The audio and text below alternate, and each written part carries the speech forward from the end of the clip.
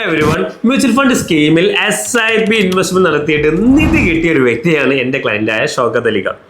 അദ്ദേഹം 2009 ഇൻഫോസ്കോ മ്യൂച്വൽ ഫണ്ടിൽ 1000 രൂപയുടെ SIP സ്റ്റാർട്ട് ചെയ്തു. കുറച്ച് മാസങ്ങൾ അത് അദ്ദേഹം കണ്ടിന്യൂ ചെയ്തു. പേഴ്സണൽ പ്രശ്നങ്ങൾ കൊണ്ട് കണ്ടിന്യൂ ചെയ്യാൻ സാധിച്ചില്ല.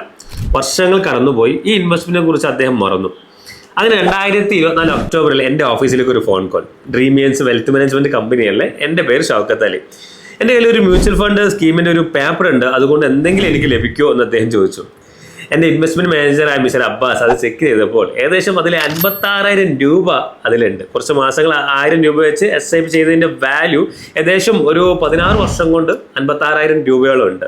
അദ്ദേഹത്തിന് ഒരു അസുഖം വന്നതിന് പുറത്ത് വലതുകാൽ മുറിച്ച് മാറ്റിയിട്ടുണ്ട്. അദ്ദേഹം ഇപ്പോൾ ജോലി ചെയ്യുന്നത് മലപ്പുറം ജില്ലയിലെ വേങ്ങര പഞ്ചായത്തിന് ഓഫീസിന് ഓപ്പോസിറ്റ് ആയിട്ടാണ്. ഒരു ഫോട്ടോസ്റ്റാറ്റ് കടയാണ് അദ്ദേഹത്തിന്.